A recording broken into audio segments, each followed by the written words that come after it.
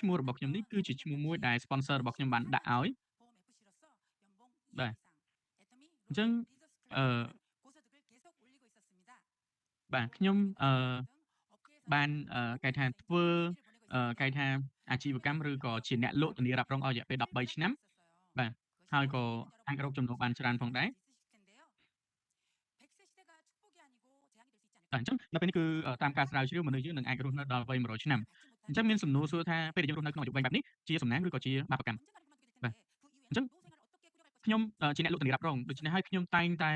មានក្តីបារម្ភមែនទែននៅពេលដែលយើងចាស់ទៅគ្មានការងារធ្វើហើយថែមទាំងមានជំងឺទៀត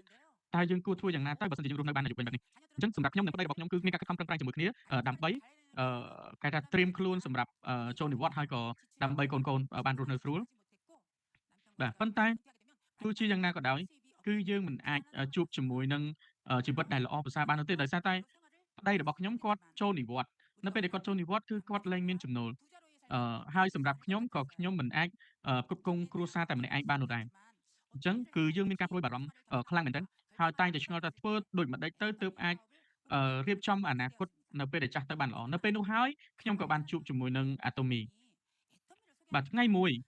មានគេថាភ្ញៀវម្នាក់ដែលគាត់ជួបខ្ញុំនៅក្នុងទិសដៅជាអតិថិជនធានារ៉ាប់រងប៉ុន្តែគាត់ក៏បានណែនាំខ្ញុំអំពីអាតូមីបាទអញ្ចឹងអ្វីដែលគាត់ណែនាំខ្ញុំនោះគឺជាផលិតផលបាទអញ្ចឹងផលិតផលអាតូមីគឺមានគុណភាពល្អជាមួយនឹងតម្លៃធូរថ្លៃអញ្ចឹងផលិតផលដែលគាត់ណែនាំខ្ញុំនោះគឺជាហេម៉ូហ៊ីមបាទអញ្ចឹងគឺគ្រាន់តែខ្ញុំញ៉ាំហេម៉ូហ៊ីមតែមួយរយៈពេលខ្លីវាធ្វើឲ្យខ្ញុំមានការផ្លាស់ប្ដូរមែនទែនទៅលើសុខភាពព្រោះថាវាធ្វើឲ្យខ្ញុំមាននៅប្រព័ន្ធភាពស៊ាំល្អធ្វើឲ្យខ្ញុំមានកម្លាំងបាទបាទអញ្ចឹងគឺខ្ញុំចាប់ផ្ដើមអឺបាទធ្វើការគេថាបើកភ្នែកធំៗហើយខ្ញុំបានធ្វើការចែករំលែកហេម៉ូហ៊ីមទៅកាន់អ្នកដទៃបាទអញ្ចឹងពេលនោះខ្ញុំបានចូលទៅក្នុងហាងលក់នំប៉័ងមួយខ្ញុំក៏បាននិយាយប្រាប់ហាងតកែហាងលក់នំប៉័ងថាជីវិតរបស់ខ្ញុំនឹងល្អប្រសើរតាមរយៈហេម៉ូហ៊ីមបាទអញ្ចឹងនៅពេលនោះហើយធ្វើឲ្យយើងបានបង្កើតនៅការប្រជុំមួយដែលមានការចូលរួមពី sponsor គឺយើងបង្កើតការបង្ហាញគម្រោងហើយនៅពេលនោះគឺយើងបានបង្ហាញគាត់អំពីអាជីវកម្មបាទអញ្ចឹងនៅពេលនោះហើយបាទគាត់ក៏ចាប់ផ្ដើមភ្ញាក់ផ្អើលហើយគាត់ក៏គិតថាវ៉ាវនៅលើពិភពលោកពិតជាមានរឿងបែបនេះមែនណាអញ្ចឹងខ្ញុំត្រូវតែធ្វើចំនួនមួយនេះបាទបាទសួរថាអ្នកទាំងអស់គ្នាតើយើងអាចទៅនិយាយបានដោយខ្លាំងៗទៅកាន់អ្នកដែលជួបដំបូងបានទេបាទប្រាកដណាស់វាមិនងាយនោះទេបាទដូចជាអឺប្តីរបស់ខ្ញុំអញ្ចឹងគាត់គឺជាអ្នកធ្វើការងារនៅក្នុងមន្ត្រីរាជការជាទាហានម្នាក់ដែលអស្ចារ្យបាទបាទអញ្ចឹងគឺយើងត្រូវតែនិយាយអំពីដំណើរដើមទងនៃអាតូមីរបស់យើងនិយាយអំពីអ្នកដែលបង្កើតក្រុមហ៊ុននេះស្ថាបនិកក្រុមហ៊ុននេះជាអ្នកណាជាបុគ្គលបែបណានិយាយពីគេថាអឺដៃគូផលិតដៃគូសហការហើយអាតូមីគឺជាអឺក្រុមហ៊ុនទីផ្សារបណ្ដាញជាអ្នកចែកចាយបែបបណ្ដាញអញ្ចឹងធ្វើឲ្យតម្លៃអាចលក់ចេញនៅក្នុងតម្លៃដែលទូថ្លៃអញ្ចឹងនៅពេលដែលយើងលើកឡើងនៅចំណុចទាំងអស់នេះធ្វើឲ្យគេគិតថាអូអញ្ចឹងក្រុមហ៊ុនមួយនេះមានការរីកចម្រើនជាប្រចាំអញ្ចឹងអ្នកបង្កើតក្រុមហ៊ុននេះប្រកាសជាមនុស្សដែលអស្ចារ្យហើយមនុស្សដែលមានគុណធម៌ហើយបាទអញ្ចឹងសម្រាប់ខ្ញុំគឺជាមនុស្សម្នាក់ដែលចូលចិត្តវិធីសាស្ត្របែបទីផ្សារបណ្ដាញមែនទែនណាសម្រាប់ខ្ញុំគឺជាបុគ្គលម្នាក់ដែលជោគជ័យនៅក្នុងការងារដែលជោគជ័យក្នុងចំណោមមនុស្សគេថា3ទៅ4,000នាក់ដែលខ្ញុំតែងតែជាប់លេខ1ជាប្រចាំបាទខ្ញុំតែងតែអឺជួបជាមួយនឹងអតិថិជនបញ្យលអតិថិជនហើយធ្វើកិច្ចសន្យាកុងត្រាដើម្បីទិញធានារ៉ាប់រងហើយខ្ញុំក៏ត្រូវទៅរកអតិថិជនថ្មីបាទអញ្ចឹងវិធីសាស្ត្របែបនោះវាគឺជារឿងដែលលំបាកមែនទែនអញ្ចឹងគឺខ្ញុំបានជួបជាមួយនឹងអាតូមីគឺជាទីផ្សារបណ្ដាញអញ្ចឹងទីផ្សារបណ្ដាញមិនមែនជាការលក់អឺប្រើសមត្ថភាពរបស់យើងទេប៉ុន្តែវាជាយុទ្ធសាស្ត្រដែលត្រូវជ្រមុជទៅឲ្យជ្រៅបាទបង្កើតក្រុមអ្នកប្រើប្រាស់និងដៃគូសហការអញ្ចឹងវិធីសាស្ត្រដែលយើងបង្កើតក្រុមអ្នកប្រើប្រាស់ឬក៏ដៃគូសហការនោះវាមិនពិបាកនោះទេគឺយើងគ្រាន់តែបង្ហាញឲ្យគេមើលឃើញតាមរយៈខ្សែភ្នែកនៃស្បែករបស់យើងអញ្ចឹងស្បែកគឺអាចឲ្យភ្នែកអតិថិជនគាត់មើលឃើញពីភាពផ្លាស់ប្ដូរឲ្យស្បែកយើងស្អាតឲ្យស្បែកយើងគេហៅថាគ្មានមេរោគអញ្ចឹង វានឹងធ្វើឲ្យអ្នកដទៃគេបើកភ្នែកមើលស្បែករបស់យើងហើយបាទគាត់នឹងចាប់ផ្ដើមភ្ញាក់ផ្អើលហើយគាត់នឹងសួរយើងបាទអញ្ចឹងគឺធ្វើឲ្យមានការភ្ញាក់ផ្អើលដល់អ្នកដែលគាត់ធ្វើនៅធានារ៉ាប់រងផងដែរហើយពេលដែលយើងធ្វើការងារផ្សេងដោយសារតែ stress ច្រើនដោយសារតែធ្វើការងារច្រើនវាធ្វើឲ្យយើងពេលខ្លះពិបាកដល់ពោះវៀនកាពះពិបាកបន្ទោបង់ប៉ុន្តែសម្រាប់ Atomy គឺពិតជាអាជីវកម្មដែលងាយស្រួលធ្វើឲ្យយើងសុខភាពល្អធ្វើឲ្យយើងស្បែកស្អាតបាទហេតុអីព្រោះយើងមានវីតាមីនមានហេម៉ូហ៊ីម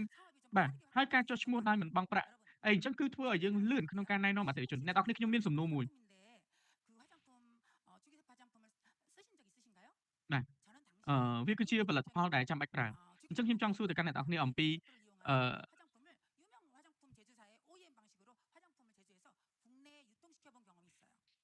បាទអញ្ចឹងគឺដោយសារតែខ្ញុំគឺជាអ្នកប្រើប្រាស់ផលិតផលអញ្ចឹងផលិតផលមួយនោះគឺជាផលិតផលដែលចេញពីហុងកុងហើយខ្ញុំក៏បានប្រើប្រាស់ផលិតផលមួយនោះបាទអញ្ចឹងគឺខ្ញុំមិនបានដឹងឬក៏យល់អំពីដំណើរការនៃការផលិតក៏ដូចជាការបញ្ជូនផលិតផលដើម្បីលក់ចែកចាយនោះទេបាទប៉ុន្តែក្រោយមកខ្ញុំក៏បានយល់អំពីគេហៅថារបៀបផលិតក៏ដូចជាដំណើរការនៃការផលិតផលវាធ្វើឲ្យមានការប្រកួតប្រជែងបាទបាទអញ្ចឹងវានឹងធ្វើឲ្យយើងជួបទុក្ខលំបាកដោយសារតែយើងគ្មានបទពិសោធន៍ច្រើនបាទវានឹងធ្វើឲ្យយើងអឺចាប់ផ្ដើមគាំងនៅអាជីវកម្មឬក៏ចាប់ផ្ដើមគាំងនៅការលក់សម្រាប់បទពិសោធន៍របស់ខ្ញុំដែលខ្ញុំធ្លាប់ជាមួយនឹងគេថាជំនួញបែបលក់គ្រឿងសម្អាងកាលពីមុននោះវាមិនមែនជារឿងដែលងាយស្រួលនោះទេបាទអញ្ចឹងបើសិនជាយើងមើលទៅលើទិន្នន័យនៃការលក់ទៅលើផ្នែកលក់អ្នកដែលជាអ្នកលក់បាទគាត់លក់ជាប្រចាំគឺផលិតផលដែលមានការលក់ដាច់វានឹងចាប់ផ្ដើមថយចុះវាចាប់ផ្ដើមធ្លាក់ចុះមិនមានការលក់ដាច់ដូចពីដំបូងនោះទេ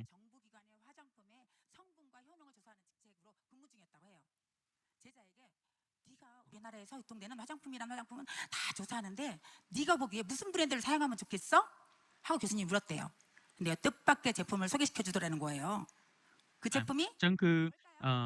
នៅពេលដែលខ្ញុំបានជួបជាមួយនឹង sponsor ដំបូងៗនោះគឺមានការសួរឬក៏រាយរាប់អំពីដំណើរការនៃការផលិតនិងការស្រាវជ្រាវរកឃើញអំពីផលិតផលដែលល្អអញ្ចឹង sponsor គាត់ក៏បានប្រៀបធៀបហើយគាត់ក៏បានសួរផងដែរបាទអញ្ចឹងសួរថាតើផលិតផលអ្វីដែលខ្ញុំទទួលបានការណែនាំអំពីគ្រឿងសម្អាងនោះគឺប្រកាសណាស់គឺបាទឈុត Absolute នេះឯងបាទអញ្ចឹងពេលដែលប្រើទៅគឺធ្វើឲ្យអឺស្បែករបស់ខ្ញុំហើយធ្វើឲ្យខ្ញុំមានអារម្មណ៍ថាសប្បាយចិត្តនិងរំភើបហើយធ្វើឲ្យខ្ញុំបានសម្រេចចិត្តចុះឈ្មោះជាមួយនឹង Atomy តែម្ដងបាទនៅពេលនេះគឺក្លាយទៅជាអតិថិជនដ៏ពិតប្រាកដ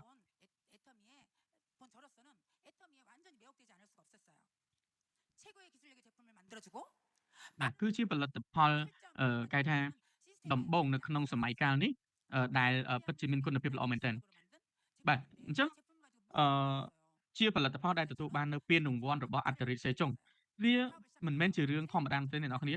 ខ្ញុំពិតជាសប្បាយចិត្តហើយខ្ញុំក៏ចាប់ផ្ដើមធ្វើជំនួញហើយខ្ញុំក៏ចាប់ផ្ដើមណែនាំទៅកាន់មនុស្សដែលខ្ញុំស្គាល់អញ្ចឹងអឺខ្ញុំណែនាំទៅកាន់បងស្រីរបស់ខ្ញុំទៅកាន់ប្អូនប្រុសរបស់ខ្ញុំទៅកាន់ប្ដីរបស់ខ្ញុំអញ្ចឹងបងស្រីរបស់ខ្ញុំក៏ដូចជាប្អូនរបស់ខ្ញុំក៏ក្លាយទៅជា Diamond Master ហើយគេថាម្នាក់ទៀតក៏ក្លាយទៅជា Surrender Master បាទសម្រាប់ជំនួយទូមីគឺខ្ញុំពិតជាមានអារម្មណ៍ថារំភើបហើយក៏សប្បាយរីករាយក្នុងការធ្វើដែរប៉ុន្តែការងារដែលខ្ញុំធ្លាប់ធ្វើនោះវាពិតជាហត់នឿយខ្លាំងណាស់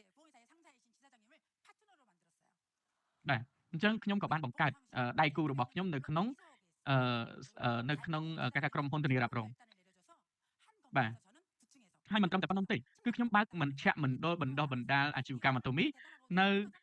office នៅក្នុងអគារ office របស់ធានារ៉ាប់រងផងដែរ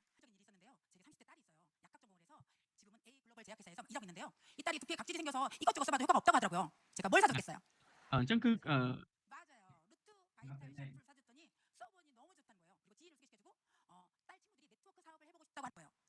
អញ្ចឹងនៅពេលដែលណែនាំទៅគឺក៏បានឃើញអំពីកូនស្រីរបស់មិត្តភក្តិរបស់ខ្ញុំគឺគាត់កំពុងតែ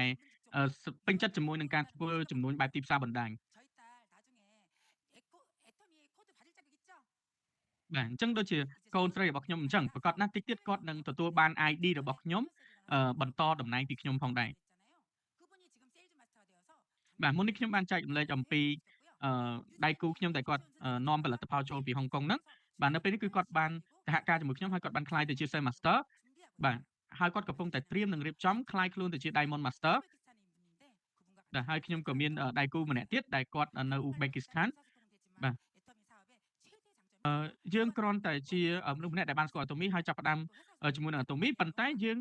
ក្លាយទៅជាម្ចាស់អាជីវកម្មលំដាប់ពិភពលោកតាមរយៈការចុះឈ្មោះមិនបង់ប្រាក់មិនទិញកញ្ចប់មិនទិញប្រចាំខែប្រព័ន្ធពីរខ្សែគ្មានដែនកំណត់នេះគឺដ៏អស្ចារ្យបាទអ្នកទាំងអស់គ្នាមានហេតុផលដូចគ្នាសម្រាប់មនុស្សធម្មតាដែលមិនអាចជោគជ័យបាននោះ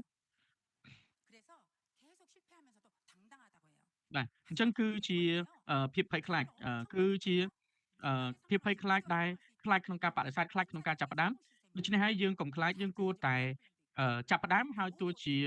អឺដួលខ្លះឬក៏គេថាចំពប់ជើងខ្លះគឺយើងត្រូវតែក្រោកឡើងហើយបន្តដំណើរទៅមុខទៀតបាទ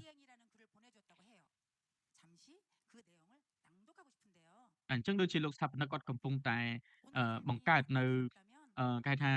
សាច់រឿងមួយជាមួយនឹងគេហៅថាអឺបាទយន្តហោះបាទពាក់ព័ន្ធជាមួយនឹងការចាប់ផ្ដើមអាជីវកម្ម Atomy ដំបូងហើយអ្នកដែលចូលរួមដំបូងដែលជួបផលលំបាកនោះអញ្ចឹងបន្តិចទៀតអ្នកនរគ្នាប្រកាសជានឹងចាប់ផ្ដើមបានទទួលស្ដាប់នៅអត្ថន័យមួយនេះបាទអ្នកទាំងអស់គ្នាតើអ្នកទាំងអស់គ្នាពេញចិត្តជាមួយនឹងជីវិតសប្តាហ៍ថ្ងៃនៅនៅពេលដែលខ្ញុំធ្វើធានារ៉ាប់រងគឺខ្ញុំតែងតែព្រួយបារម្ភខ្ញុំតែងតែមានការភ័យខ្លាចគឺខ្ញុំមិនដែលមានសេចក្តីសុខនោះទេប៉ុន្តែសម្រាប់ជំនួញ Atomy នឹងធ្វើឲ្យយើងមានសេចក្តីពេញលេញនៅក្នុងជីវិតមានសេចក្តីជីវិតមានសេចក្តីពេញលេញនៅក្នុងការរស់នៅបាទអញ្ចឹងគឺយើងត្រូវតែគេហៅថារុញច្រានឲ្យយើងដើរទៅមុខហើយត្រូវតែជោគជ័យទាំងអស់គ្នាបាទអ្នកទាំងអស់គ្នានឹងក្លាយទៅជាមនុស្សដែលអស្ចារ្យមានលុយច្រើនមានពេលវេលាច្រើនហើយក្លាយទៅជាអ្នកជោគជ័យដ៏អស្ចារ្យអញ្ចឹងខ្ញុំសូមបញ្ចប់